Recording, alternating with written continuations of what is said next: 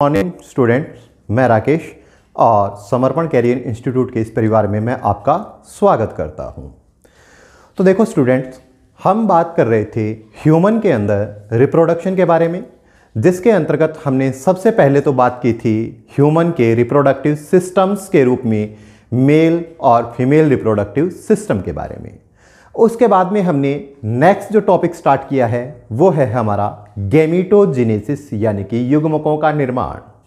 और जब हमने बात की थी गैमीटोजेनेसिस की, तो मैंने आपको बताया था कि गैमीटोजेनेसिस की जो प्रक्रिया है उसे दो भागों के अंदर बांटा गया है, जिसमें से एक है शुक्राणु का निर्माण होना, यानी कि स्पर्मेटोजेनेसिस, जिसके बारे में हमने इससे पहले के वीडियो के अंदर डिटेल में डिस्कशन किया है। और जो दूसरा जो इसका टाइप होता है वो होता है oogenesis, यानी कि अंडजनन की प्रक्रिया, जिसके अंदर हम अध्ययन करेंगे कि मादा सदस्य के अंदर मादा युग्मक के रूप में अंडाणु का निर्माण किस प्रकार से होता है। तो आज अपने बात करने जा रहे हैं oogenesis की, यानी कि अंडजनन के बारे में। तो शुरुआत करते हैं oogenesis की, यानी कि अंडजनन के बारे में। तो अगर बात की जाए oogenesis की, यानी कि अंडजनन की, तो हम देखते हैं कि oogenesis की प्रक्रिया जो है वो स्पर्मेटोजेनेसिस, यानी कि शुक्राणु के निर्माण की प्रक्रिया से काफ़ी जटिल है। ठीक है, तो यहाँ पर मेन कॉन्सेप्ट जो रहेगा वो वही रहेगा जो कि स्पर्मेटोजेनेसिस के अंदर था। जैसे कि उसके अंदर मेनली 3 स्टेप आ रहे थे। कौन कौन से? सबसे पहले उसके अंदर मल्टीप्लिकेशन स्टेज, यानी कि गुणन प्रावस्था, जिसके अंदर क्या है, संख्या के अंदर बढ़ोतरी हो रही थी माइटोसिस के द्वारा। उसके बाद नेक्स्ट स्टेप जो था वो था ग्रोथ फेज, जिसके अंदर आकार के अंदर वृद्धि हो रही थी। और उसके बाद तीसरा जो स्टेप था वो था मैच्योरेशन फेज, यानी कि परिपक्वन प्रावस्था, जिसके अंदर क्या हो रहा था, मियोसिस की प्रक्रिया, यानी कि अर्धसूत्री विभाजन की क्रिया हो रही थी। तो उसी प्रकार से अगर हम बात करें मादा सदस्य के अंदर oogenesis के बारे में, यानी कि अंडजनन के बारे में, तो हम देखते हैं कि इसके अंदर भी वही 3 स्टेप देखने को मिलते हैं, जिनमें से एक आएगा मल्टीप्लिकेशन फेज, यानी कि गुणन प्रावस्था, दूसरी आएगी ग्रोथ फेज, यानी कि वृद्धि प्रावस्था, और तीसरी जो आएगी वो आएगी मैच्योरेशन फेज, यानी कि परिपक्वन प्रावस्था। तो हम इसको पढ़ने के लिए ऐसा करते हैं कि एक बार जो है वो इसका थोड़ा सा ओवरव्यू, यानी कि आइडिया ले लेते हैं, ताकि आपके माइंड के अंदर ये कॉन्सेप्ट क्लियर हो जाए कि किस प्रकार से oogenesis की प्रक्रिया, यानी कि अंडजनन की प्रक्रिया संपन्न होती है। इसके बाद में इस पूरी प्रक्रिया को हम एक चार्ट के अंदर एक्सप्लेन करेंगे और साथ में जो है वो इसको थोड़ा डिटेल के अंदर और डिस्कस कर लेंगे। ठीक है, तो चलिए शुरुआत करते हैं oogenesis या अंडजनन के बारे में। तो अगर मैं बात करूं oogenesis की, यानी कि अंडजनन की, तो आपको एक बात ध्यान रखनी है कि oogenesis की प्रक्रिया जो है वो जब फीमेल अपनी एम्ब्रियोनिक स्टेज के अंदर होती है, यानी कि जो अपनी माता है उसके गर्भाशय के अंदर जब अपनी भ्रूणीय अवस्था के अंदर होता है फीमेल फीटस, तो उसी दौरान उसके अंदर oogenesis की प्रक्रिया जो है वो प्रारंभ हो जाती है। तो देखते हैं, शुरुआत करते हैं। तो आपने जब फीमेल रिप्रोडक्टिव सिस्टम के अंदर मेन फीमेल रिप्रोडक्टिव ऑर्गन के रूप में अंडाशय के बारे में अध्ययन किया था, तो उस दौरान मैंने आपको बताया था कि जो ओवरी है या जो अंडाशय है उसके अंदर पाई जाती है जर्मिनल एपिथीलियम, यानी कि जो उसकी जननिक उपकला है वो, जिसके अंदर जर्म सेल्स जो है वो प्रेजेंट होती है। तो अब होता क्या है oogenesis के अंदर कि सबसे पहले क्या होगा, जो ओवरी के अंदर उपस्थित जो उसकी जर्मिनल एपिथीलियम है, ठीक है, वहां से कुछ कोशिकाएं जो है वो इस जर्मिनल एपिथीलियम से क्या हो जाती है, अलग हो जाती है, और ओवरी के कॉर्टेक्स वाला जो भाग है इसके अंदर स्थानांतरित हो जाती है। जब हमने ओवरी की अध्ययन किया था, ओवरी की स्टडी की थी, तो उस दौरान मैंने आपको बताया था कि ओवरी के अंदर क्या होती है, जर्मिनल एपिथीलियम होती है। और हमने ये भी देखा था कि ओवरी जो है वो एक सॉलिड स्ट्रक्चर के रूप में होती है, और इसके अंदर का जो भाग है उसे नाम दिया जाता था स्ट्रोमा। क्या नाम कहते थे हम उसको? स्ट्रोमा कहते थे। और स्ट्रोमा को हमने 2 भागों के अंदर बांटा था। एक तो उसका आउटर भाग, यानी कि जो परिधीय भाग है, जिसको हमने वहां पर नाम दिया था कॉर्टेक्स, और दूसरा उसका केंद्रीय भाग जिसको हमने नाम दिया था मेडुला। ठीक है। तो अब हम यहां पर कहते हैं कि जो उस ओवरी की जो जर्मिनल एपिथीलियम है उसकी कुछ कोशिकाएं जो है वो इस जर्मिनल एपिथीलियम से अलग होकर ओवरी के अंदर यानी कि उसके कॉर्टेक्स भाग के अंदर स्थानांतरित हो जाती है और अब इन कोशिकाओं को एक नाम दिया जाता है और वो है नाम प्रीमोर्डियल जर्म सेल या आद्य जनन कोशिका। अगर हम बात करें प्रीमोर्डियल जर्म सेल की या आद्य जनन कोशिकाओं की कि ये है क्या, तो हम देखते हैं कि जो ओवरी है या जो अंडाशय है उसकी जो जर्मिनल एपिथीलियम होती है उसकी कोशिकाएं वहां से अलग होकर के कहां आ गई हैं, अब अंडाशय का जो कॉर्टेक्स भाग है उसके अंदर। कि जैसे हमने देखा था कि ये मान लो ओवरी है, ये ओवरी की मान लो जर्मिनल एपिथीलियम है इस तरह से, और ये इसके अंदर का स्ट्रोमा भाग है जिसमें से ये बाहर वाला जो भाग है ये तो कहलाता है कॉर्टेक्स और अंदर वाला भाग जो है वो क्या कहलाएगा, मेडुला। तो अब यहां पर होता क्या है कि जो ये जर्मिनल एपिथीलियम है इसकी कुछ कोशिकाएं यहां से अलग होंगी और अलग होकर के कहां आ जाएंगी, इसके कॉर्टेक्स भाग के अंदर आ जाएगी इस प्रकार से। और अब इन कोशिकाओं को क्या नाम देंगे हम, प्रीमोर्डियल जर्म सेल या आद्य जनन कोशिका कहेंगे। अगर इस प्रीमोर्डियल जर्म सेल या आद्य जनन कोशिका के बारे में बात की जाए तो हम ये कहते हैं कि ये एक तो क्या होती है, द्विगुणित प्रकृति की होती है, और दूसरी क्या होती है, टोटिपोटेंट होती है यानी कि पूर्ण शक्त कोशिका होती है। ठीक है।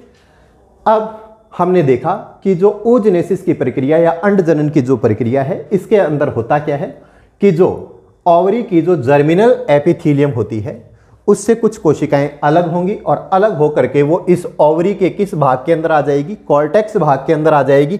और जब ये कॉर्टेक्स भाग के अंदर आएगी तो इनको क्या कहा जाएगा, प्रीमोर्डियल जर्म सेल कहा जाएगा, और जो क्या होती है, डिप्लॉयड होती है और टोटिपोटेंट होती है यानी कि पूर्ण शक्त कोशिकाएं होती हैं।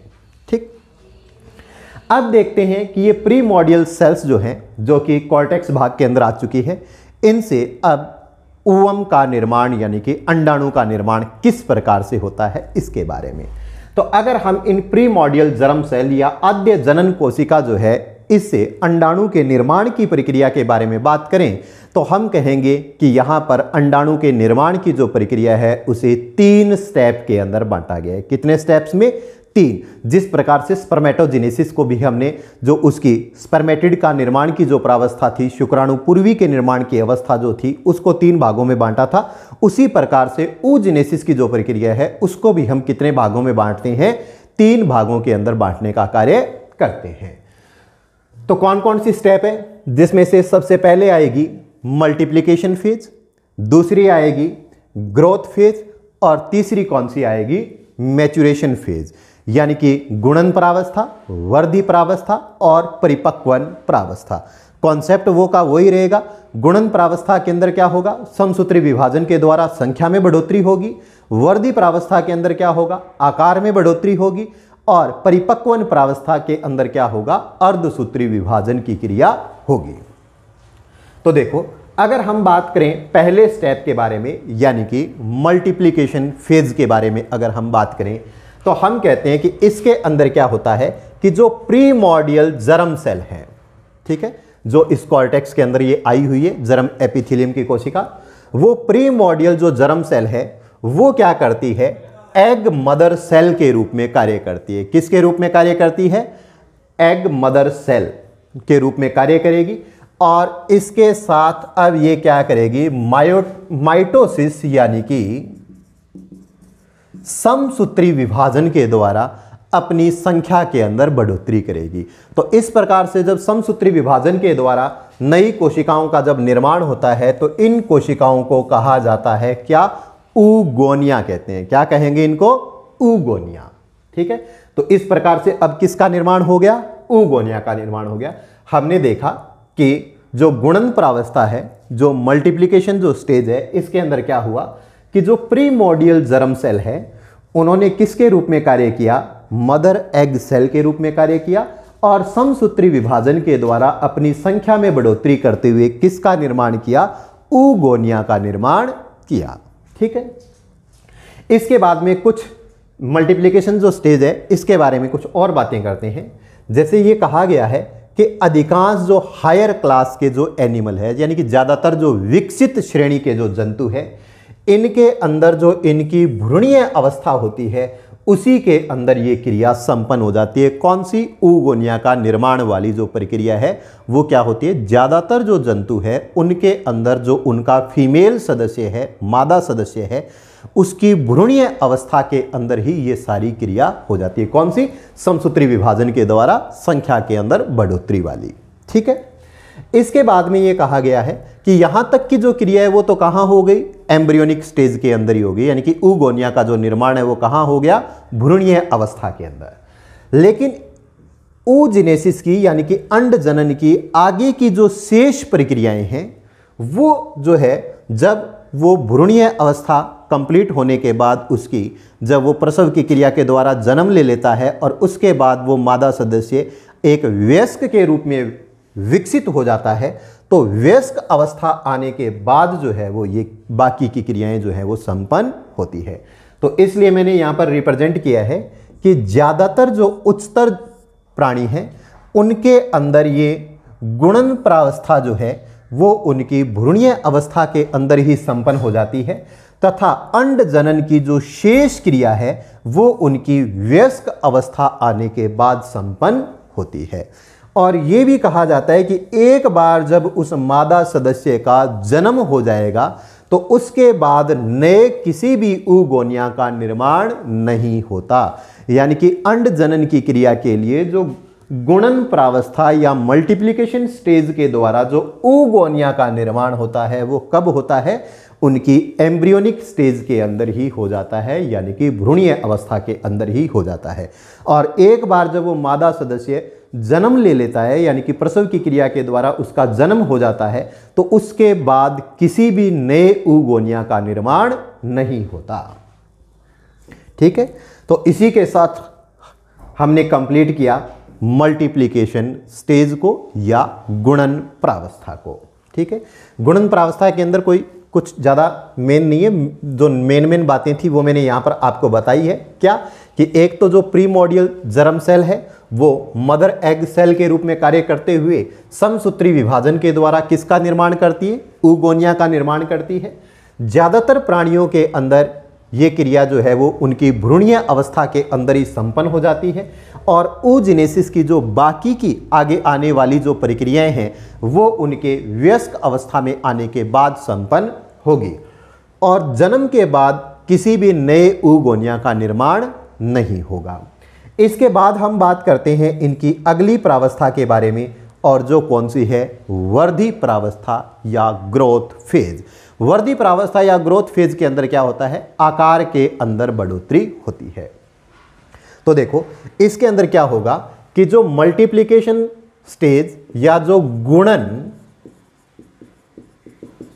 प्रावस्था थी, इसके अंदर जिन oogonia का निर्माण हो गया था, अब वो oogonia क्या करेंगे? अपने अंदर विभिन्न प्रकार के जो आवश्यक पोषक पदार्थ है उनका संश्लेषण करेंगे, उनको स्टोर करेंगे, संचय करेंगे उनका, जिसके कारण अब इस oogonia के आकार के अंदर क्या हो जाएगी? बढ़ोतरी।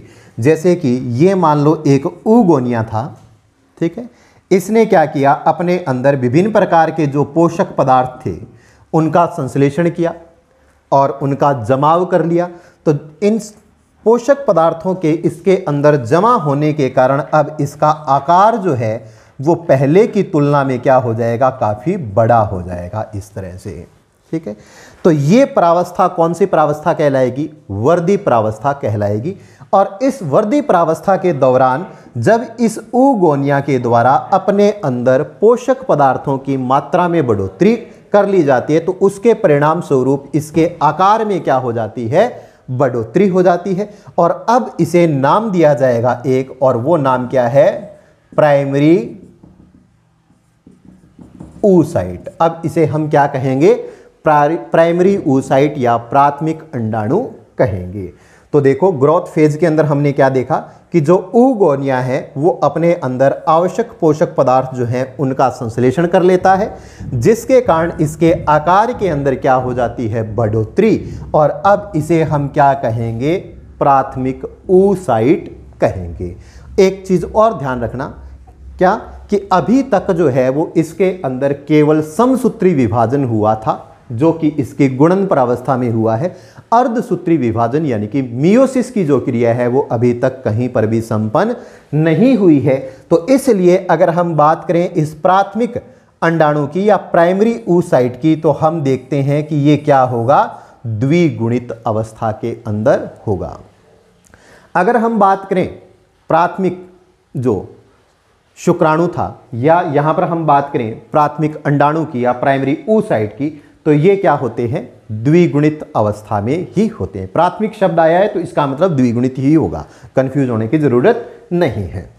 आगे हम इसके बारे में बात करें ग्रोथ फेज की, तो हम देखते हैं कि oogenesis की जो प्रक्रिया होती है, यानी कि अंडाणु के जो निर्माण की जो प्रक्रिया होती है, इसके अंदर जो ये ग्रोथ फेज होती है, वर्धी प्रावस्था, ये सबसे लंबी प्रावस्था होती है। यानी कि सबसे ज़्यादा टाइम कंज्यूमिंग जो स्टेज होती है वो कौन सी होती है, ग्रोथ फेज ही होती है। लेकिन अगर बात की जाए मनुष्य की, ह्यूमन की, तो इसके अंदर क्या होगा, इसमें जो इसके बाद आने वाली जो प्रावस्था है, यानी कि जो मैच्योरेशन स्टेज है, परिपक्वन प्रावस्था होती है, वो सबसे अधिक लंबी प्रावस्था होती है। तो देखो हमने क्या देखा कि जो ग्रोथ फेज है उसके अंदर क्या होता है, जो oogonia होता है, ठीक है, इसके द्वारा आवश्यक पोषक पदार्थों का संश्लेषण किया जाता है, जिसके कारण ये अपने आकार में बढ़ोतरी कर लेता है। चूंकि यहां पर आकार के अंदर बढ़ोतरी हुई है, इसी कारण से इस प्रावस्था को वर्धी प्रावस्था या ग्रोथ फेज कहा जाता है। और इसके परिणाम स्वरूप जो संरचना बनती है, जो आकार में काफी बड़ी है, उसे नाम दिया जाता है अब प्राइमरी oocyte या प्राथमिक अंडाणु, जो क्या होगा, द्विगुणित अवस्था के अंदर होगा। आगे बात करते हैं कि oogenesis की इस प्रक्रिया के अंदर जो ये ग्रोथ फेज होती है वो जनरली सबसे अधिक लंबी प्रावस्था होती है। लेकिन अगर बात की जाए मनुष्य आदि की, तो इनके अंदर ग्रोथ फेज जो है वो सबसे लंबी प्रावस्था न होकर के जो इनकी परिपक्वन प्रावस्था होगी, मैच्योरेशन फेज जो होगी, वो सबसे लंबी प्रावस्था के रूप में होगी।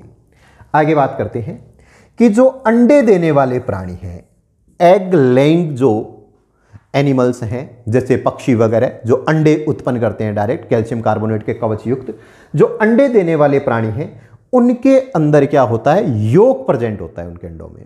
ठीक है, देखो कि अगर हम बात करें मनुष्य की, तो मनुष्य के अंदर एम्ब्रियो का जो डेवलपमेंट है, भ्रूण का जो विकास है, वो मादा के शरीर के अंदर होता है और वो प्लेसेंटा के द्वारा माता के शरीर के साथ जुड़ा हुआ रहता है। तो इसलिए इसे पोषण की प्राप्ति जो है वो माता के शरीर से उपलब्ध होता रहता है, पोषण की प्राप्ति जो है वो वहां से इसको होती रहती है। इसलिए इसके अंडाणु के अंदर अतिरिक्त पोषक पदार्थों की ज़्यादा मात्रा में ज़रूरत नहीं होती। लेकिन जो अंडे देने वाले प्राणी हैं, उनके अंदर पोषक पदार्थों की ज़्यादा मात्रा में ज़रूरत होगी। क्यों? क्योंकि उनके अंदर प्लेसेंटा के द्वारा जो है वो शिशु उनके अंदर जुड़ा हुआ नहीं रहता माता के शरीर से। उसके अंदर जो भ्रूण का पूरा विकास है वो आगे चल करके उनके द्वारा उत्पन्न किए गया जो अंडा है उसके अंदर होगा, जो उनके शरीर से बाहर होगा। तो इसलिए वहाँ पर जो है उस अंडे के अंदर संचित भोजन की जो है वो ज़्यादा मात्रा में ज़रूरत होगी और वो पूर्ति की जाती है योग के द्वारा जनरली।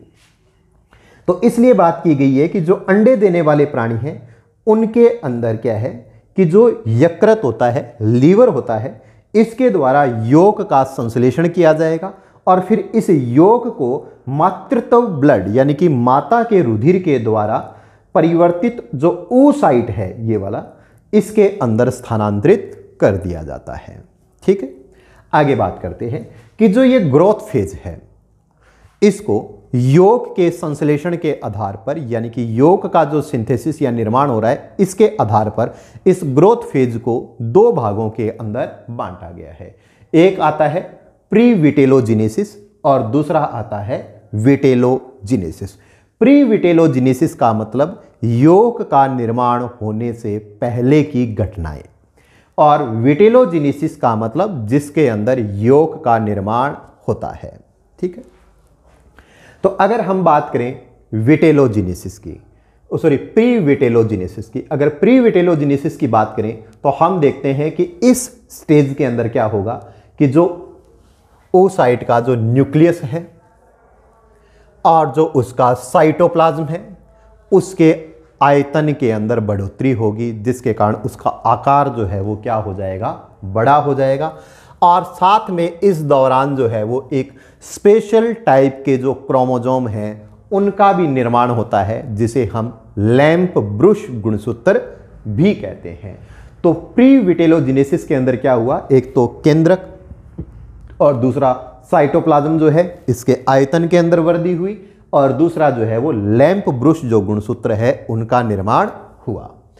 जो दूसरा स्टेप है विटेलोजेनेसिस, इसके अंदर क्या होता है, यौक का संश्लेषण और निक्षेपण यानी कि उसका जमाव होता है।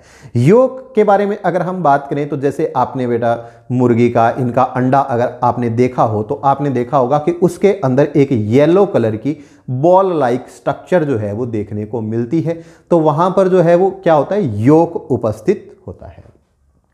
तो अगर हम बात करें विटेलोजेनेसिस की तो हम देखते हैं कि इसके द्वारा क्या होता है, यौक का संश्लेषण और निक्षेपण होता है। अगर हम बात करें यौक की, जो कि पोषण उपलब्ध करवाने का कार्य करेगा, तो यौक के अंदर मौजूद होता है एक तो वाटर यानी कि पानी, दूसरा प्रोटीन, एक फॉस्फोलिपिड और इसके साथ में कुछ उदासीन वसाएं भी प्रेजेंट होती हैं, और साथ में पाया जाता है कार्बोहाइड्रेट। कि अगर हम बात करें यौक के संगठन की तो हम देखते हैं कि यौक के अंदर प्रेजेंट होता है पानी, प्रोटीन, फॉस्फोलिपिड और साथ में क्या पाई जाती है, कार्बोहाइड्रेट। अगर पानी के बारे में बात की जाए तो ये होता है लगभग 48.7% के आसपास। अगर बात की जाए प्रोटीन की तो ये होता है लगभग 16.7% के आसपास, और अगर बात की जाए फॉस्फोलिपिड की तो ये होता है 32.6% के आसपास, और अगर कार्बोहाइड्रेट की बात की जाए तो ये होता है अप्रॉक्सीमेटली 1% के आसपास। तो ये थी ग्रोथ फेज, जिसके अंदर हमने देखा कि इसके अंदर oogonia जो है, जो कि गुणन प्रावस्था के दौरान बना था, ये oogonia क्या करता है, अपने अंदर आवश्यक पोषक पदार्थों का संश्लेषण करता है, जिसके कारण इसके आकार में वृद्धि हो जाती है, और अब इसे प्राथमिक अंडाणु या प्राइमरी oocyte कहा जाता है, जो कि डिप्लॉयड नेचर यानी कि द्विगुणित अवस्था में होता है। oogenesis की जो है वो सबसे लंबी प्रावस्था होती है, कौन सी, ग्रोथ फेज। लेकिन अगर बात की जाए मनुष्य की तो इसके अंदर परिपक्वन प्रावस्था जो है वो सबसे ज़्यादा लंबी होगी। अगर बात की जाए एग लेइंग जो ऑर्गेनिज्म है यानी कि अंडे देने वाले जो प्राणी हैं उनके बारे में, तो इनके अंदर यकृत के अंदर यौक का संश्लेषण होता है, जिसे मातृत्व ब्लड द्वारा परिवर्तित oocyte के अंदर स्थानांतरित कर दिया जाता है। इस ग्रोथ फेज को आगे दो भागों के अंदर बांटा गया है। एक आती है प्री विटेलोजेनेसिस, जिसके अंदर केंद्रक कोशिका द्रव्य के आयतन में वृद्धि होती है और साथ में लैंप ब्रुश आदि गुणसूत्रों का निर्माण होता है। दूसरा आता है विटेलोजेनेसिस, जिसके अंदर क्या होता है, यौक का संश्लेषण और निक्षेपण होता है। अगर बात की जाए यौक के संगठन की तो हम देखते हैं कि इसके अंदर जो है वो लगभग 48.7% के आसपास होता है वाटर, 16.7% के आसपास होता है प्रोटीन, और 32.6% के लगभग मौजूद होती है फॉस्फोलिपिड, और लगभग 1% के आसपास जो है वो प्रेजेंट होती है क्या, कार्बोहाइड्रेट। इसके बाद अब हम बात करते हैं परिपक्वन प्रावस्था के बारे में, यानी कि मैच्यूरेशन फेज के बारे में। अगर परिपक्वन प्रावस्था की बात करें तो हम देखते हैं कि जो ग्रोथ फेज थी, देखो अगर हम बात करें मैच्यूरेशन फेज की तो हम देखते हैं कि जो मल्टीप्लिकेशन फेज थी इसके द्वारा किसका निर्माण हुआ, oogonia का। इसके बाद में कौन सी प्रावस्था आई, ग्रोथ फेज, जिसके द्वारा किसका निर्माण हो गया, प्राइमरी oocyte का यानी कि प्राथमिक अंडाणु का। तो अब हम बात करेंगे परिपक्वन प्रावस्था की। तो इस परिपक्वन प्रावस्था के अंदर क्या होता है कि जो ग्रोथ फेज के द्वारा बना हुआ ये प्राथमिक अंडाणु है, ये प्राइमरी oocyte जो अपनी द्विगुणित प्रावस्था के अंदर है, इसके अंदर सबसे पहले होता है मियोसिस फर्स्ट यानी कि अर्धसूत्री विभाजन प्रथम। इस मियोसिस फर्स्ट के द्वारा जो है वो ये प्राथमिक अंडाणु जो है वो दो भागों के अंदर बंट जाता है, जिसके परिणाम स्वरूप एक तो जो है वो काफी छोटे आकार की संरचना का निर्माण होता है, जिसे हम नाम देते हैं फर्स्ट पोलर बॉडी या प्रथम ध्रुवीय काय, और दूसरा निर्माण होता है द्वितीयक अंडाणु या सेकेंडरी oocyte का। तो देखो ये मान लो प्राथमिक अंडाणु है यानी कि प्राइमरी oocyte है, तो इसके अंदर क्या होता है मियोसिस फर्स्ट जो है ये होता है, और इसके परिणाम स्वरूप दो स्ट्रक्चर का निर्माण होता है। एक तो बनती है इस तरह से छोटे आकार की स्ट्रक्चर जिसको नाम दिया जाता है फर्स्ट पोलर बॉडी, जो आगे चल करके नष्ट हो जाएगी, और दूसरी जो है वो एक बड़े आकार की संरचना बनती है जिसे नाम दिया जाता है सेकेंडरी oocyte या द्वितीयक अंडाणु। चूंकि इनका निर्माण जो है वो मियोसिस फर्स्ट के द्वारा हुआ है, इसलिए अब ये सेकेंडरी जो oocyte है ये क्या होगा अगुणित अवस्था के अंदर होगा। तो ध्यान रखना ऊगोनिया और प्राइमरी जो oocyte है वो तो होते हैं डिप्लॉयड नेचर के, और सेकेंडरी oocyte या अगर हम बात करें आगे चल करके ऊवम यानी कि अंडाणु की, तो ये अपनी होंगी कौन सी अवस्था के अंदर हैप्लॉयड स्टेज के अंदर यानी कि अगुणित अवस्था के अंदर। तो हमने क्या देखा मैच्योरेशन फेज के अंदर कि जो प्राथमिक अंडाणु है या प्राइमरी oocyte है उसके अंदर क्या हुआ अर्धसूत्री विभाजन फर्स्ट हुआ, जिसके परिणाम स्वरूप एक तो बनी फर्स्ट पोलर बॉडी और दूसरा बना सेकेंडरी oocyte जो क्या होगा अगुणित प्रकृति का होगा। ठीक है, इसके बाद हम देखते हैं कि आगे चल करके क्या होगा। इस सेकेंडरी oocyte के अंदर मियोसिस सेकंड की जो क्रिया होगी, जनरली अगर हम बात करें ज्यादातर प्राणियों की, तो हम देखते हैं कि जो उनके अंदर ओव्यूलेशन की प्रोसेस होती है, अंडोत्सर्ग की जो प्रक्रिया होती है, उस दौरान जो ये द्वितीयक अंडाणु है या सेकेंडरी oocyte है इसी का ही उत्सर्जन होता है। यही अंडाणु जो द्वितीयक अंडाणु है या सेकेंडरी oocyte है वो ओवरी यानी कि अंडाशयों से बाहर निकलता है, और इसके बाद इसके अंदर मियोसिस सेकंड यानी कि अर्धसूत्री सेकंड की जो क्रिया है वो आगे चल करके फर्टिलाइजेशन के दौरान यानी कि जब निषेचन की क्रिया हो रही होती है तो उस दौरान होती है, जिसके बारे में हम बाद में डिटेल में भी डिस्कशन करेंगे। तो हमने देखा कि जो प्राइमरी oocyte है उसके अंदर क्या हुआ मियोसिस फर्स्ट हुआ, जिसके परिणाम स्वरूप एक तो क्या बनी फर्स्ट पोलर बॉडी बनी और दूसरा क्या बना सेकेंडरी oocyte बना, जो क्या है अगुणित प्रकृति का है। इस सेकेंडरी oocyte के अंदर आगे चल करके क्या हुआ मियोसिस सेकंड हुआ यानी कि अर्धसूत्री विभाजन सेकंड हुआ, जो कि कहां होता है फर्टिलाइजेशन के दौरान यानी कि निषेचन के साथ होता है, और इसके परिणाम स्वरूप अब आगे चल करके क्या हो जाएगा एक सेकंड पोलर बॉडी का निर्माण हो जाएगा, और साथ में जो है वो एक ऊवम यानी कि अंडाणु का निर्माण हो जाएगा, और ये ऊवम जो है वो भी क्या होगा अपनी अगुणित अवस्था में होगा। तो इस प्रकार से क्या हो गया ऊवम का निर्माण कंप्लीट हो गया। तो ये थी मैच्योरेशन फेज। ठीक है, जो मल्टीप्लिकेशन फेज है उसमें समसूत्री विभाजन के द्वारा संख्या में बढ़ोतरी, ग्रोथ फेज जो है उसके अंदर आकार में बढ़ोतरी, और मैच्योरेशन फेज या परिपक्वन प्रावस्था होती है उसके अंदर अर्धसूत्री विभाजन यानी कि मियोसिस की जो क्रिया है वो संपन्न होती है। यहां पर आगे बताया गया है कि जो ज्यादातर एनिमल्स हैं, ज्यादातर जो प्राणी हैं, उनके अंदर जब ओवुलेशन की प्रोसेस होती है यानी कि अंडोत्सर्ग की जो प्रक्रिया होती है, उस दौरान जो अंडा है यानी कि एग जो बाहर निकलने वाला जो अंडा है वो क्या होता है सेकेंडरी oocyte की अवस्था में होता है, यानी कि इसी अवस्था के अंदर अंडोत्सर्ग की क्रिया के अंदर जो है वो ये बाहर निकलता है। ठीक है, और इसके अंदर आगे ये मियोसिस सेकंड वाली जो क्रिया है यानी कि ये वाला जो स्टेप है वो कहाँ होता है ओवरी से बाहर होता है, जो फर्टिलाइजेशन के दौरान यानी कि निषेचन के समय होता है। ठीक है, लेकिन इसके कुछ अपवाद भी हैं। कौन कौन से हैं? जैसे कि कुत्ता है, लोमड़ी है या फिर एस्केरिस है। इनके अंदर जब ओवुलेशन की प्रोसेस होती है यानी कि अंडोत्सर्ग की प्रक्रिया होती है, तो उस दौरान अंडोत्सर्ग की प्रक्रिया के दौरान जो प्राथमिक अंडाणु है यानी कि प्राइमरी oocyte है ये वाला, यही बाहर निकलता है। ठीक है। और इसके अंदर आगे चल करके पूरी की पूरी मैच्योरेशन फेज, यानी कि दोनों के दोनों जो अर्धसूत्री विभाजन हैं, ठीक है, वो कहाँ होते हैं? ओवरी से बाहर, क्योंकि इस अवस्था में ये ओवरी से क्या निकल चुका है? बाहर निकल चुका है। तो ये थी अंडोत्सर्ग की प्रक्रिया, अंड जनन की प्रक्रिया, यानी कि oogenesis की प्रोसेस, जिसके अंदर ये तीनों अवस्थाएं थी, मल्टीप्लिकेशन फेज, ग्रोथ फेज, और ग्रोथ फेज के अंदर प्रीविटेलोजेनेसिस और विटेलोजेनेसिस, और इसके बाद में आ गया थर्ड जो है वो कौन सी है? मैच्योरेशन फेज, जिसके अंदर मियोसिस की प्रक्रिया हुई।